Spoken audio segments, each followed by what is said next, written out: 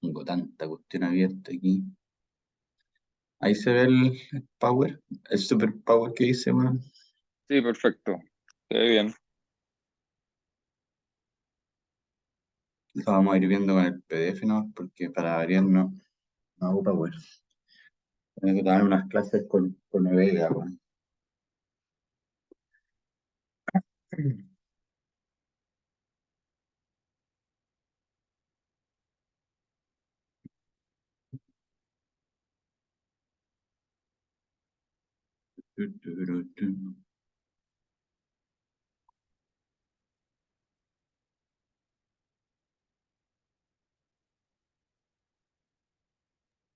Ya, Nacho, cuando queráis. Ya. Entonces, buen día a todos. Vamos a ir revisando entonces la presentación de este trabajo que, como les dije por el WhatsApp, es un trabajo que se hizo como esfuerzo principal de Willy en cardio, pero con la colaboración de un grupo grande de personas y que están trabajando que ha tocado trabajar con metadona en este tiempo, que es súper bueno porque tenemos varios datos que han salido en el último tiempo, están bien interesantes. Entonces, el equipo está conformado por Willy, con el que habla, Rodrigo López, Augusto, la Francisca, el percusionista César, la Adi, que es la químico farmacéutico que nos hace las mediciones, Víctor Contreras, que está en TOA, y le pedimos aquí colaboración además a Brian Anderson para que nos ayudara con su visión de lo que era el análisis farmacocinético. Así que es un esfuerzo como bien colaborativo y un equipo bien como multidisciplinario en ese sentido, que había expertise de varias partes. Vamos a avanzar entonces, vamos a borrarnos el abstract y vamos a ir a la introducción. Bueno, este trabajo lo que pretende es finalmente es ver el efecto que tiene la cirugía cardiovascular con la utilización del bypass en el uso de metadona, sabiendo que eventualmente pudiera alterarse la farmacocinética y necesitar eventualmente una dosificación diferente de estos pacientes de este agente. La metadona es una droga que se ha empezado a usar un poco más en el perioperatorio en los últimos años. Está reservada prácticamente todo el tiempo para manejo de dolor crónico y para estos traslapes de opioides, porque tiene hartas propiedades que le son bien propias, como son su disminución de la recaptación de serotonina, de noradrenalina, el antagonismo en NMDA, qué sé yo, que son cosas que eran bien valuables y su vida media extremadamente larga. Además, eso se asocia esto que no tiene metabolito activo, por lo tanto la insuficiencia hepática no debería ser un tema, y lo mismo que la insuficiencia renal, lo que hablábamos el otro día en la reunión de investigación. Entonces, normalmente lo que se pretende con esta droga es simplificar los esquemas comparado con los opioides de más corta duración y hacer como una especie de bolo único al comienzo de la cirugía, y con eso, bolo único, probablemente hacer un buen efecto analgésico más duradero durante el periodo postoperatorio. Y eso es lo que han mostrado, la verdad, muchos de los estudios, pero también es cierto que se ha mostrado que la metadona tiene una distribución súper rápida, cae muy rápido, y hay una gran variabilidad en la farmacocinética de la droga y en la respuesta, por lo tanto, a la droga. Entonces, los esquemas de dosificación, si bien se han planteado esquemas más simples de una dosis, la verdad que muchos de los trabajos han mostrado, como les digo, esta gran variabilidad, y algunos tienen buenos resultados, otros no tan buenos resultados, y todavía existe bastante incertidumbre de cómo debiera manejarse la dosificación de la droga o de los mejores esquemas. Eso es como un poco en resumidas cuentas. En el tema de cardio está más desprovisto todavía de información. Hay trabajos que muestran que el problema de dolor postoperatorio de los pacientes cardiópatas, o sea, que se someten a cirugía cardiovascular, es un problema relevante que tiene una alta prevalencia, Y la metadona ofrecería aquí en este nicho también entonces las ventajas que ha mostrado en otros nichos. Hay menos trabajos, pero ya hay trabajos que muestran que puede ser de utilidad. Sin embargo, no hay ningún estudio formal del efecto del bypass en esta droga, digamos.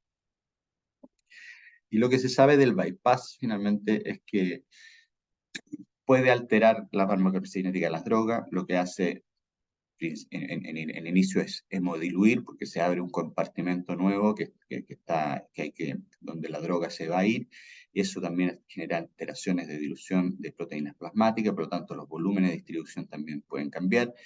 Hay un tema potencial de secuestro por parte de los materiales del circuito y del filtro, digamos, donde se puede quedar parte de la droga y se pierda.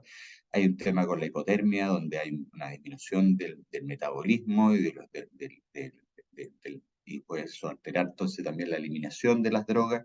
Entonces hay una serie de cosas que pasan, el aislamiento de los pulmones, qué sé yo, que deben ser evaluados para formalmente tener una noción de si hay, qué efecto hay y qué es lo que hay que hacer para finalmente poder dosificar adecuadamente a los pacientes. Y eso entonces es lo que se pretendió aquí. Voy a ir ahora con los materiales y métodos. Lo que hizo Willy aquí fue un trabajo bien grande de reclutamiento de 29 pacientes, hasta 2 a 3 que iban a cirugía de revascularización o cirugía de valvular, de reemplazo valvular o combinada, y que requerían entonces esta cirugía con circulación extracorpórea. Se excluyó a los muy, muy flacos o a los muy gordos, digamos, y los pacientes con historia de daño hepático o importante, o daño renal también importante, y básicamente con algún órgano importante se ve de severo daño, de disfunción ventricular excesiva, que cirugía de urgencia. Sí que sé que nos quedamos más con los pacientes más estándar, más electivos. Y el protocolo fue básicamente una anestesia bastante estándar de anestesia de paracardio, con la única diferencia que entonces que les poníamos a todos los pacientes, o les ponían a todos los pacientes una dosis en la inducción de 0,2 miligramos por kilo, que es una dosis bastante, probablemente es la dosis más usada en cirugías grandes. Las dosis en general de metadona cuando se usa así están entre 0,1 y 0,2, hay gente que le pone 0,3 por kilo, pero lo más frecuente yo diría que es esta dosis de 0,2 miligramos por kilo. Las anestesias se fueron guiando por BIS, pero fueron manejo habitual y se permitió el uso de otras drogas como fentanil, dexmedetomidina, bloqueo para el dolor, qué sé yo, y eso fue un poco, fue más o menos regulado, pero fue un poco a criterio de cada anestesista. Por lo tanto, son anestesias bastante estándar y bastante reproducibles en términos de lo que se hace en el día a día. Y el manejo de analgesia en el postoperatorio fue con paracetamol, fentanil o morfina basado en escalas visuales análogas, ¿ya? El seteo del circuito extracorpóreo es lo estándar, no me voy a meter ahí porque además de entenderlo poco, pienso que el Willy me lo ha explicado varias veces, no tiene tampoco ninguna cosa especial como para entender más este estudio, pero es un seteo normal y es lo que se usa y se escribe aquí en el trabajo. Hicimos mediciones, o sea, coleccionamos muestras plasmáticas para la medición de metadona, que esto sí es importante, y nos preocupamos aquí de que hubiera un diseño de muestreo representativo de los distintos periodos de la cirugía, donde consideramos 3 muestras en el periodo pre, muestras en el periodo durante la circulación y muestras en el periodo post circulación. Por lo tanto, tenemos una representación bastante amplia de todo lo que pasó. No son muestras muy intensas en términos de que haya demasiadas muestras como para describir con demasiado detalle los distintos momentos, pero sí son momentos representativos que permiten evaluar al menos los cambios gruesos que se van produciendo. Se midió esto en forma estándar con HPLC y eso no en la forma que lo hemos medido sin problema. Decidimos, y esto fue no estaba dentro de los objetivos o de los planes iniciales, digamos, como teníamos solo 29 pacientes, el pretender con 29 tener un estudio farmacocinético muy espectacular es bastante difícil. Por lo tanto, hablando con Brian, fue una de las recomendaciones que nos dio él de que sí o sí metiéramos más datos de metadona para poder tener una estimación de los volúmenes y clearance adecuados primero, antes de empezar a estudiar el efecto del bypass. Y eso fue lo que hicimos, y por eso que aquí reunimos para este estudio dos otros trabajos que estaban con muestra de metadona, uno en pacientes adolescentes que iban sometidos a cirugía de escoliosis, y que eso fue lo que consiguió Brian.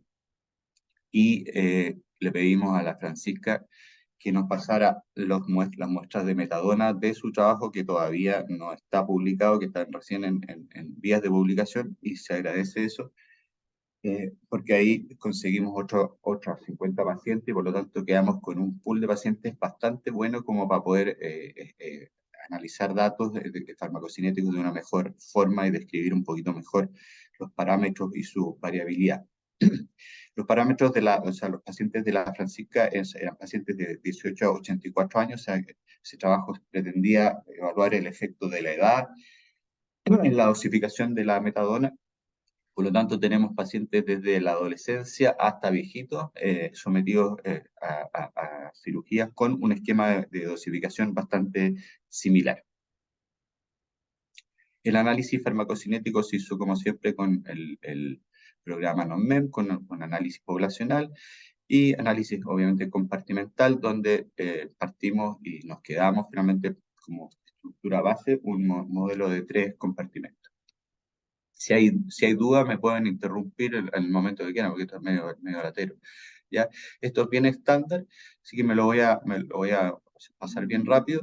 Y en los modelos compartimentales con modelos de poblacional o modelos mixtos que se llama, lo que interesa es describir entonces el valor promedio de los parámetros, que en este caso son volúmenes y clearance, y también su variabilidad interindividual, que por eso tienen estos modelos como de error que se hablan aquí, y además describir lo que no es variabilidad interindividual, sino que lo que es un error residual, que puede ser error de la muestra, errores de medición, digamos, o variabilidad interindividual no explicada, intraindividual no explicada. Entonces, esta metodología permite descartar esa variabilidad como un error y quedarse con la variabilidad interindividual, que sí probablemente refleja algún fenómeno biológico más que pueda ser mejor explorado y más útil.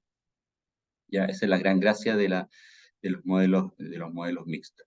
Entonces, básicamente lo que nosotros hicimos primero fue este modelo de 3 compartimentos, igual cuando ya teníamos estos modelos de 3 compartimentos con volúmenes y clearance evaluados, lo que hicimos después fue, bueno, ¿qué pasa con el bypass? Y como enfrentamos el tema del bypass fue decir, bueno, lo que pasa con el bypass es que le estamos agregando un compartimento adicional y un flujo adicional, que es la velocidad de flujo del bypass. Y entonces nosotros dijimos, bueno, vamos a añadir estos dos parámetros al modelo. Entonces nos quedamos con un modelo finalmente de 4 compartimentos solamente durante el periodo que los pacientes estaban en circulación extracorpórea. Entonces era como 2 compartimentos que entraban por un periodo de tiempo y salían por un periodo de tiempo, y el resto era un modelo de 3 compartimentos tradicional.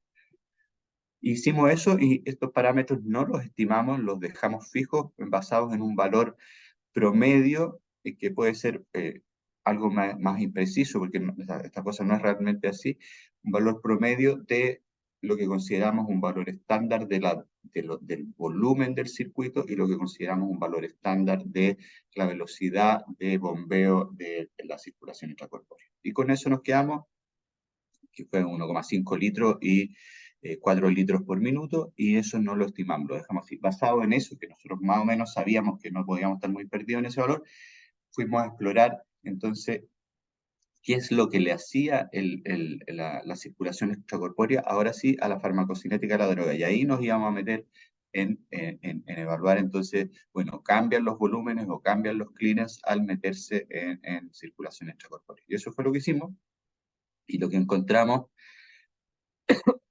uy, estoy medio atrasado acá, básicamente fue resultado en que había un efecto de la circulación extracorpórea, fundamentalmente bajaban las concentraciones una vez que, después de uno da el bolo de metadona, si bien había una gran bajada inicial sin el bypass, cuando uno ponía el bypass había una bajada adicional, y esa bajada adicional, que es fundamentalmente el resultado de este trabajo, se explicaba fundamentalmente por una pequeña hemodilución basada en este volumen adicional de 1,5 litros que nosotros le estaban poniendo, pero fundamentalmente por un aumento del clearance de eliminación que era de 4 veces más alto durante el periodo de bypass que sin el periodo de bypass. Y probamos si es que había otro efecto en los volúmenes o en alguna otra cosa y no encontramos nada importante. La verdad, había una pequeña alteración de P1 que descartamos y no había nada más. Después probamos a ver si otros parámetros de covariables podían influir, como la edad o como el género, y la verdad que no había nada. Había una gran variabilidad, ustedes se los voy a mostrar en la tabla, en los parámetros encontrados, pero no había un efecto claro de ninguna otra covariable que pudiéramos describir con los datos. Por lo tanto, esos son como los datos más importantes. En la validación del modelo, que se los voy a mostrar ahora con los gráficos, quedamos bastante conformes con las estimaciones y con los gráficos diagnósticos, así que decidimos que ese fuera realmente nuestro modelo final.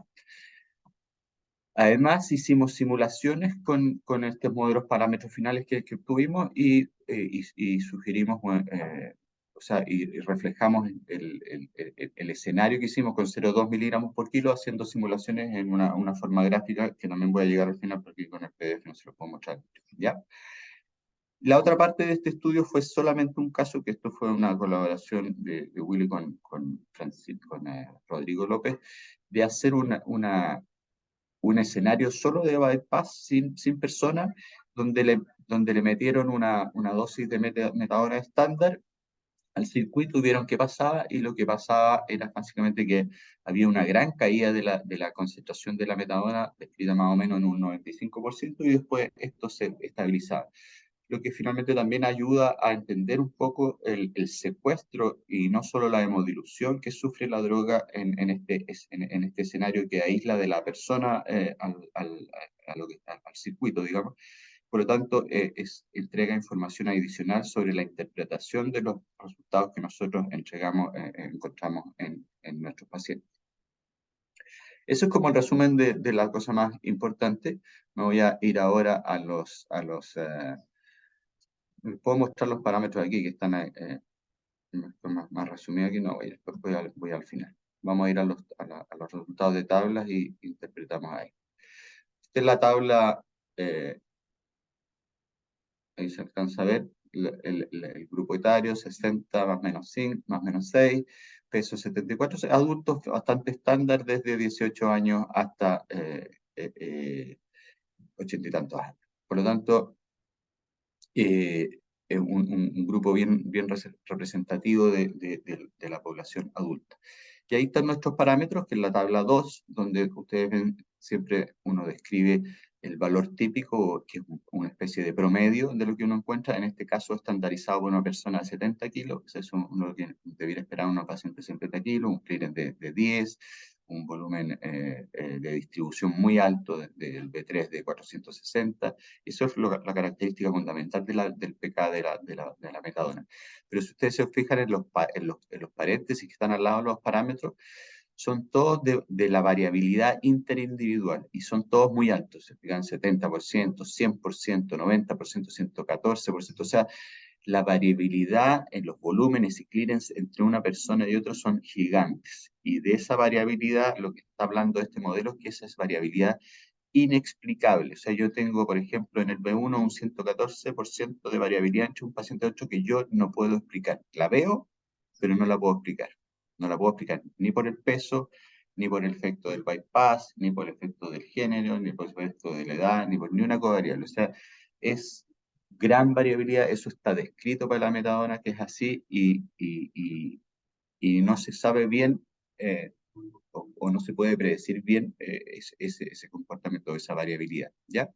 Y al lado de la variabilidad siempre está la precisión, que está expresada en coeficiente, el intervalo de confianza 95%, donde sí podemos ver, que eso es lo que hablábamos de los n el otro día, si es adecuado un n de tanto o no es un adecuado n. Aquí uno ve si es el n adecuado, donde uno ve que finalmente la seguridad que yo tengo, por ejemplo, del clearance, que yo digo que el promedio es 10, y con un 95% de confianza digo que va entre 7.8 y 11.7. O sea, yo sé bastante, en forma bastante precisa, que el clearance de los pacientes promedio es ese, ¿ya?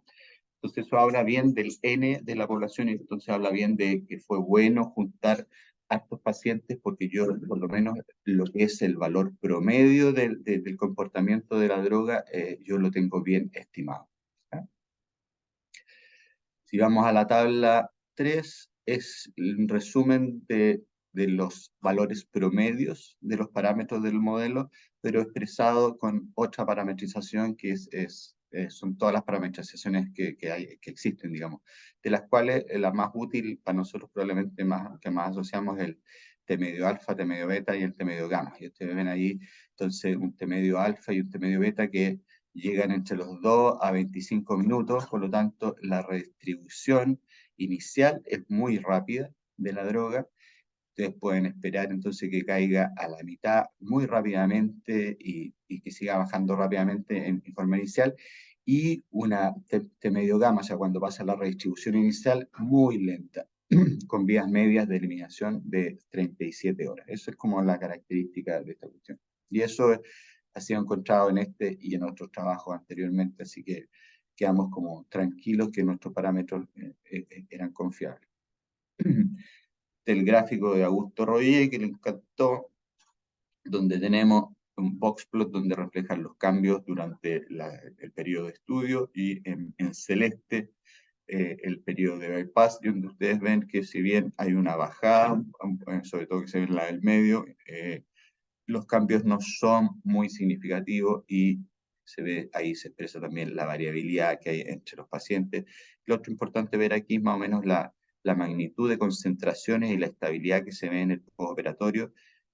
Aquí está visto hasta los 1400 minutos, digamos, o sea, un buen periodo postoperatorio, donde ustedes ven que las concentraciones en general están por debajo de 50 en la mayoría de los pacientes. ¿Mm? Este es un gráfico que solamente es como útil para la gente que hace modelación, donde se predice que finalmente si yo hago simulaciones con el modelo, lo que el modelo predice en términos de variabilidad esperada, de cómo se comportan los pacientes después de una dosis, en términos de concentraciones esperadas en el tiempo, y yo lo comparo con lo que yo obtuve en el trabajo, lo que yo medí, que son los puntitos azules.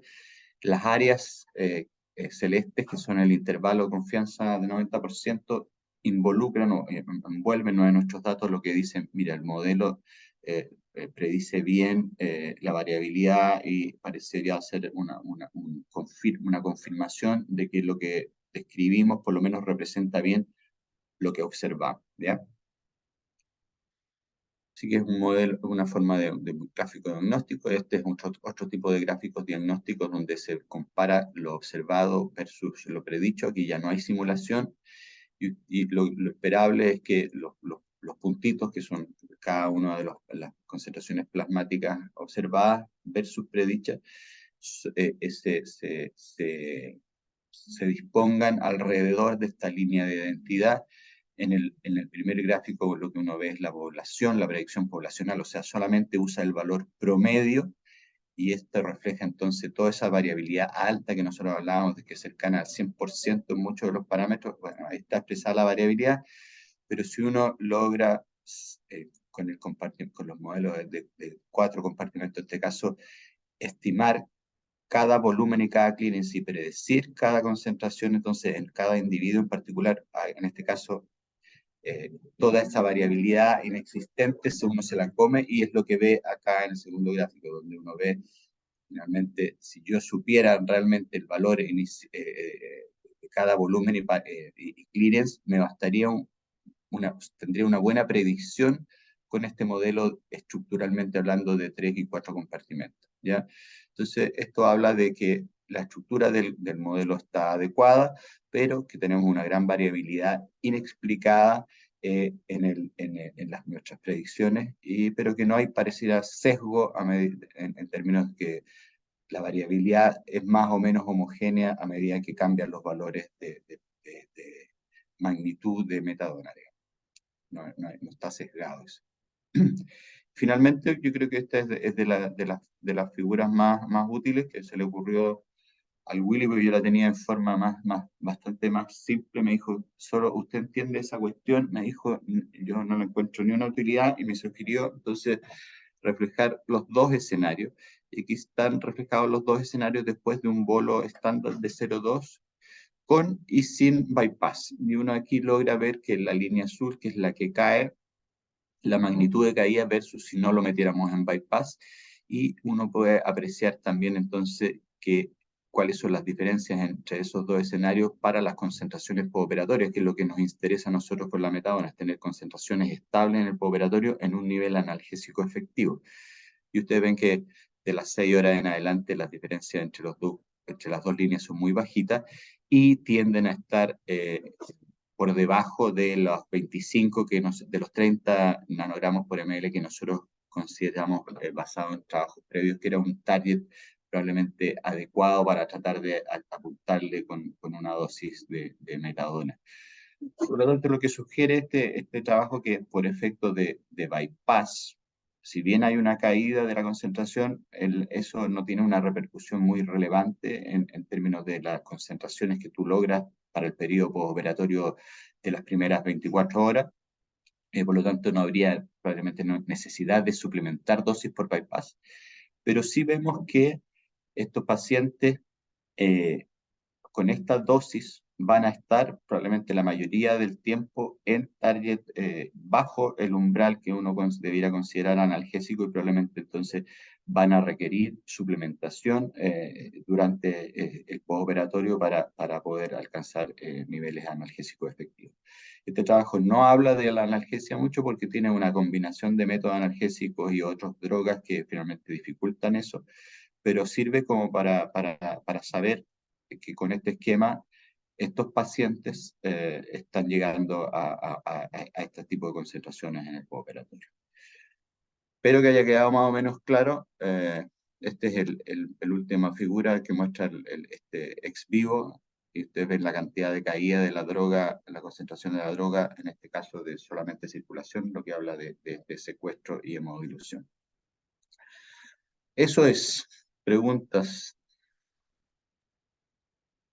Nacho, en la tabla, porque acá uno de los hallazgos fue que aumenta el clearance de la metadona 4 veces, ¿cierto? Sí, sí. ¿Dónde? Porque que aumente 4 veces es relativo, porque si el clearance es bajito y lo aumentas 4 veces, sigue siendo bajito, así queda lo mismo. Pero no, ¿cuál es ese clearance el que aumenta 4 veces? El clearance de eliminación, que está acá en la tabla que te estoy mostrando, aquí donde dice factor, CPV, el clearance, y hay un 4. Entonces tú multiplicas el clearance de eliminación, que es 10, lo multiplicas por 4, entonces te va a quedar un clearance de eliminación de 40. Eso es más o menos la forma. De acuerdo. Que finalmente no es tan importante con respecto a lo que a los otros parámetros que tienen mucho más importancia finalmente. Sí, considerando el efecto real, si bien hay una bajada, bueno, si el bypass probablemente durara más tiempo y tuvierais 6 horas en bypass, a lo mejor el efecto sería más significativo. Pero considerando que es un periodo relativamente corto dentro de lo que nosotros consideramos el periodo postoperatorio, el efecto no es tan importante. Y lo otro que ocurre es que este clearance, lo que tú eliminas depende de la concentración. Y a estas alturas del partido, cuando tú das un bolo de metadona ya 2 o 3 horas antes de entrar en bypass, ya las concentraciones de metadona son bastante bajitas, por lo tanto, el clearance ahí, aunque aumente, está trabajando o sea, trabajando con concentraciones reales plasmáticas bajas, por lo tanto, también eso influye en que vas a eliminar menos droga durante ese periodo. Perfecto, clarito, Leo.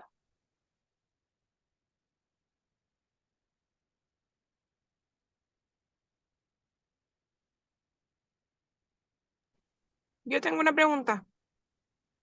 Preséntese, por favor. Doctora Benavides por aquí, la que está aislada todo el rato en la cuestión del frente. Ella no existe. La jefa. Oiga, Oigo, póngase gráfico que dijo que solamente usted entendía y que el Willy le cambió la simulación, la simulación. esa. ¿Qué es lo que se considera tiempo cero para la caída de la concentración plasmática de metadona? Porque podría ser que, por ejemplo, fuera distinta la caída y esta gran variabilidad dependiendo del minuto en que se entra en bypass. Porque los volúmenes de distribución de las concentraciones plasmáticas van a ser distintas, ¿o no? Si es que llevo 1 hora de anestesia o 2 horas de anestesia y entro en bypass, así llevo 4 o 5 horas de anestesia. A eso me refiero. Claro, ahí, o sea, el tiempo cero de este gráfico está contando a la administración de la droga.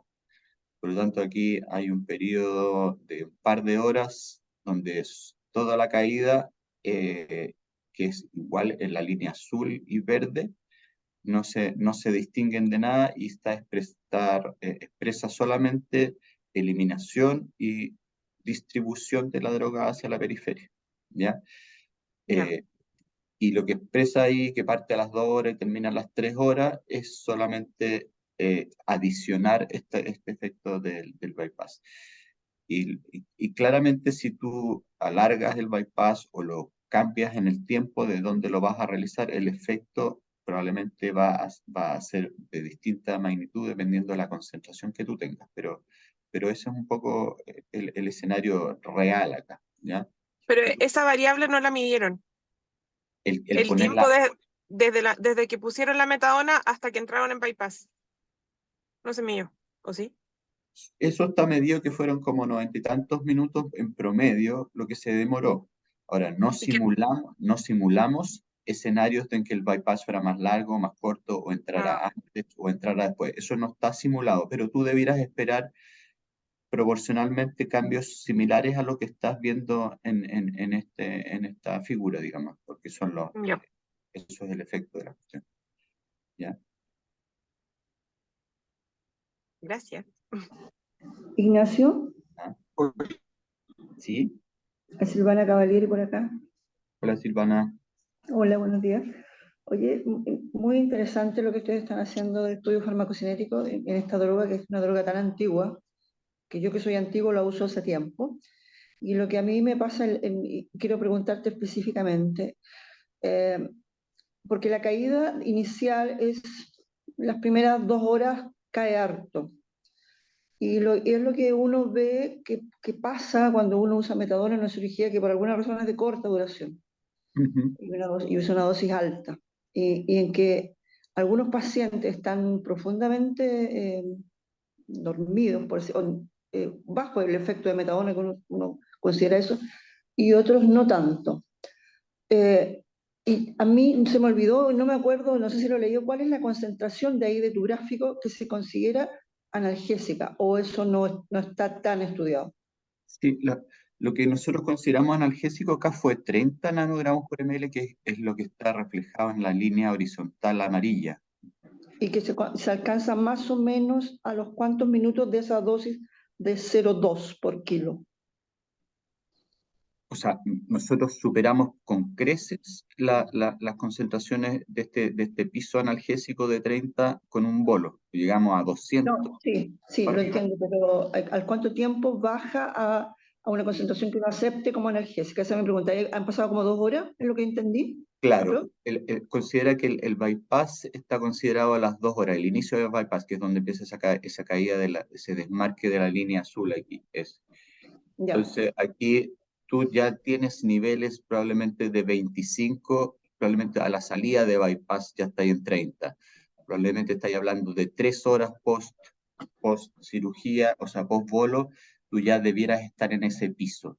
Y de ahí sigues bajando lentamente. Y eso es lo que uno ve más o menos en los pacientes. Cuando uno da un bolo inicial de una dosis estándar de 0,2 por kilo, uno debiera esperar que va a tener un efecto o un nivel analgésico basado en este 30.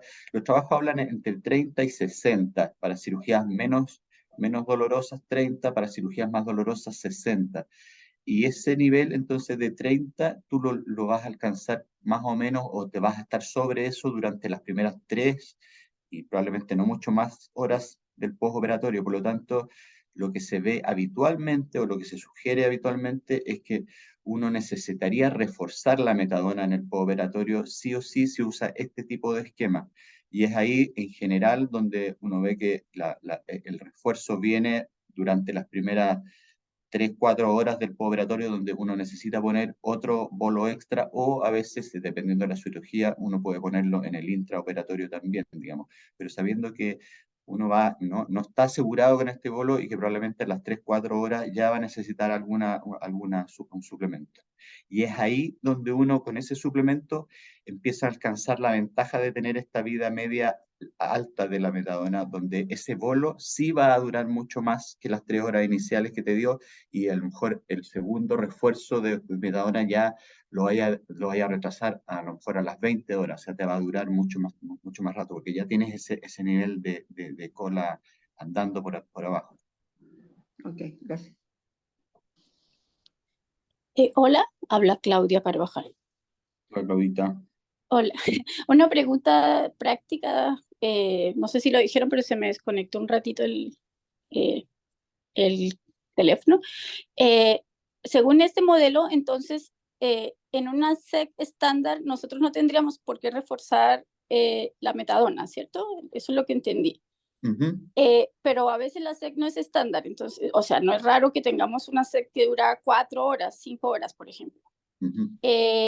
Y hay que hacer un refuerzo en el posoperatorio, pero a veces el posoperatorio, o sea, esas horas se pasan dentro del pabellón. O sea, según el modelo, ¿a las cuántas horas exactamente, independiente de la SEC, habría que hacer el refuerzo? Porque a veces tenemos cirugías que duran, no sé, 8 horas. Ahí tendríamos que reforzar por horario para mantener lo que tú dices, después Sí. volver a los niveles por encima de 30 y eso mantenerlo durante 20 horas más. Sí, es una... Mira, el escenario de tener una SEC tan prolongada, yo no sé si este trabajo permite evaluarlo con exactitud, porque nuestros pacientes en general tenían esta SEC estándar y esto es lo que describimos nosotros. Si tú buscas el efecto de la SEC en modelación para distintas drogas, no todos encuentran la misma caracterización. Algunos encuentran cambios de clearance, otros cambios básicamente de volúmenes. Entonces, yo no me atrevería a cambiarle mucho el escenario a estos como para con exactitud, pero yendo porque no sé, por ejemplo, si la secuestración, este secuestro va a ser para siempre. A lo mejor el secuestro es muy importante inicialmente, pero después si sigue alargándose tu circulación extracorpórea, a lo mejor ya el secuestro se estabiliza, ¿ya? A lo mejor saturaste tus membranas y ya no hay más. Entonces, a lo mejor no es un efecto tan largo, tan importante después. Pero yo creo que como concepto general lo que decía antes, en estos pacientes, independiente que sean pacientes viejos, pacientes jóvenes, pacientes con patología cardiovascular como la que estamos viendo acá, el bolo único de 0,2 por kilo no es la panacea. Le puse metadona, dura 37 horas, la vida media, tengo asegurada la analgesia. No es así. ¿Por qué? Porque tiene una gran distribución inicial y los niveles van a caer bajo el techo después de las 3, 4 horas con seguridad.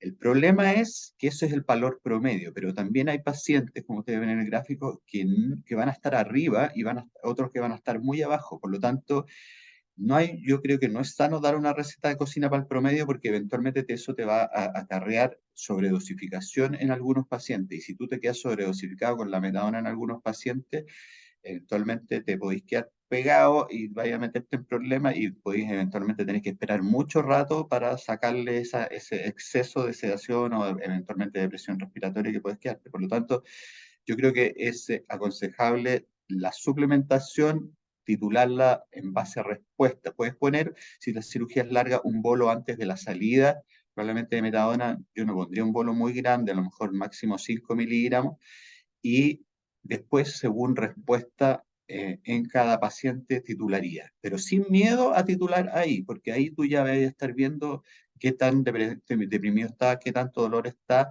y sabiendo esta gran variabilidad y que vas a tener que alcanzar un techo que sí va a ser más estable, pero que va a requerir cierta suplementación, pero ya con el paciente más vigilado de con qué paciente estoy tratando.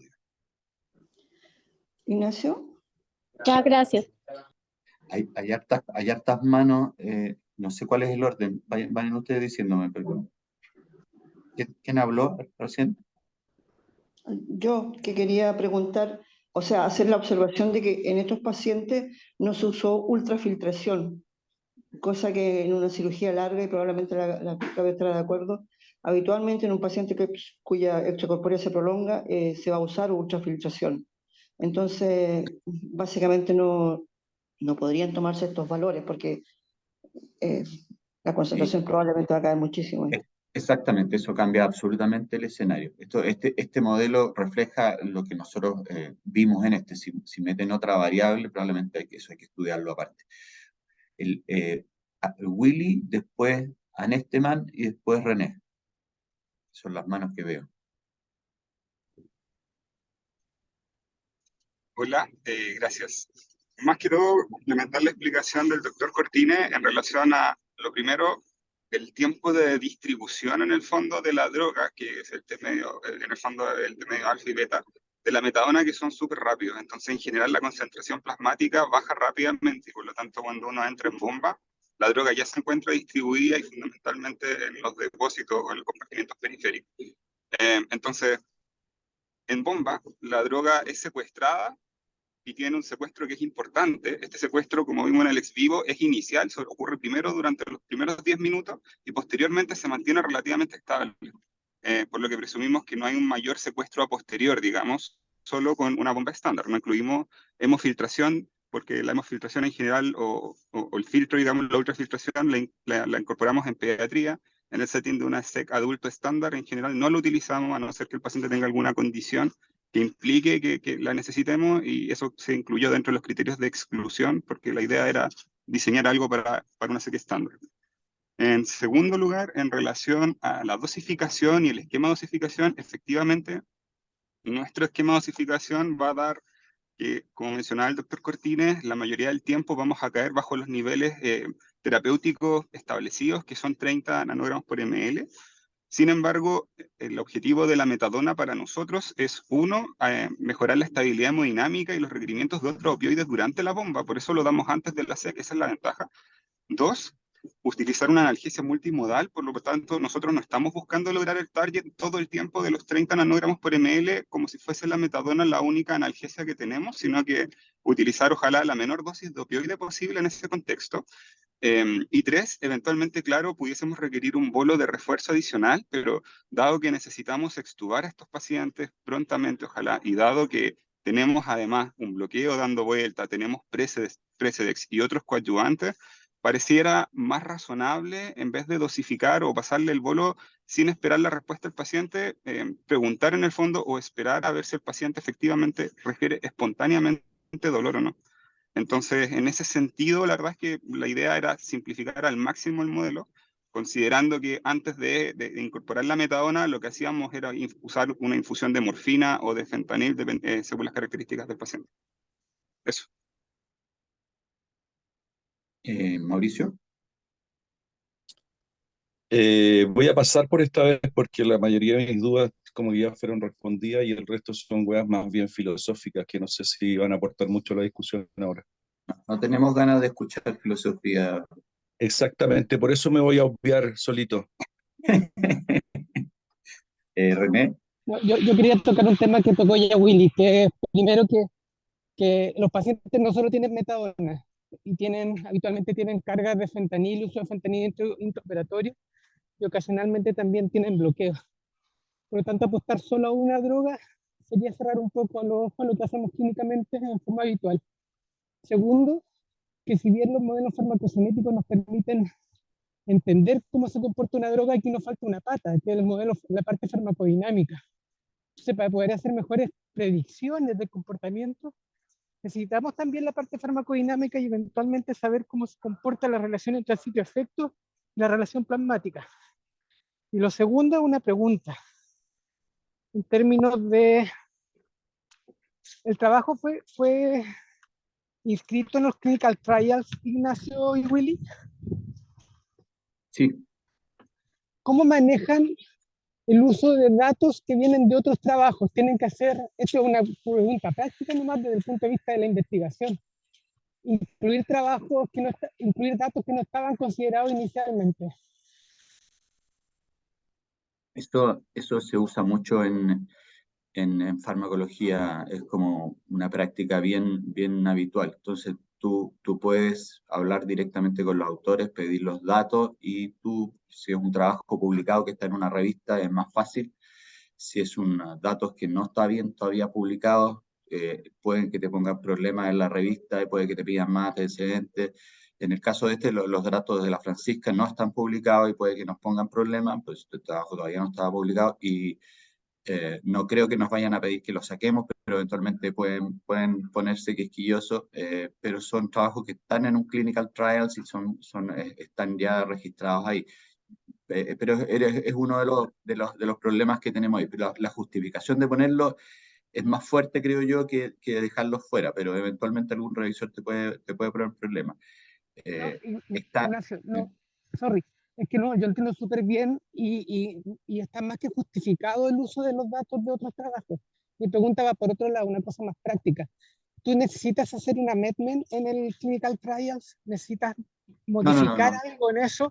Es práctico. Si de hecho desde el lado más de datos, y por eso que farmacología mezcla un poco la parte clínica con ciencia de datos, se usan muy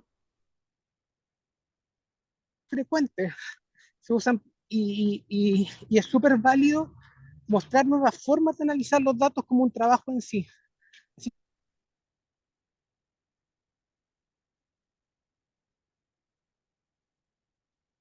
Se fue de René. Francisca, y con eso yo creo que vamos a terminar porque estábamos en la hora. Ya. Yo solamente quería agradecerte, Ignacio, tu generosidad, porque la verdad uno va a tu oficina y da una idea clínica y tú lo puedes transformar en algo como farmacológico. Y este trabajo, y con los que otros que estamos haciendo, ha sido como una unión entre los que hacen fármacos, los que hacen dolor, los que hacen cardio, etcétera. Y yo creo que a todos nos ha enseñado y ha aportado mucho como grupo de unir diferentes áreas. Y la otra pregunta es, ¿tú conoces farmacológicamente a una droga que tenga esta variabilidad? Y clínicamente, ¿qué implica esta gran variabilidad de la metadona? La variabilidad en farmacología es súper alta en general. Esta es de las drogas más variables, pero probablemente no es la única.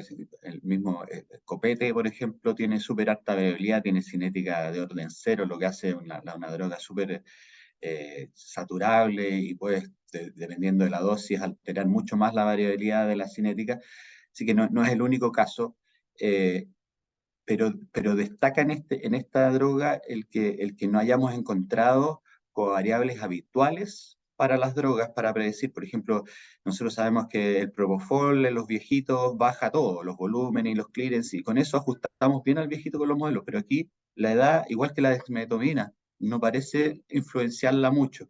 Yo creo que tiene mucho que ver con el tipo de diseño de administración. Si tú pones un bolo único y nada más, a veces es más difícil encontrar alteraciones en el clearance o en los volúmenes versus si tú das un bolo más infusión o dosis repetidas que probablemente hace la diferencia. Por eso en el trabajo que estamos haciendo con la Paula León, que vamos a hacer con la Paula León con PCAs de metadona, yo creo que eventualmente ahí podemos encontrar cosas que no se han encontrado antes, pero pero es parte de lo que uno tiene que lidiar con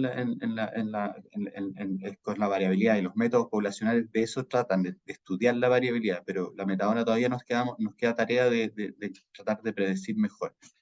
Y no me acuerdo más que me preguntaste, pero gracias por tu comentario.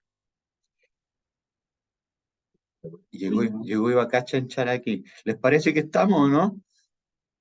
¿Tito? No Sí, yo queda, creo que estamos. Ya, no pues queda muchas nadie. gracias a todos. Ya, vale, que estén muy bien. Oye, la variabilidad, esa gran mayúscula que viste vos, ¿es más en los clearance o es más en los volúmenes? Pues las dos weas. Se escucha todo, ¿viste? Sigue cargando la metadona. ¡Es como el pico!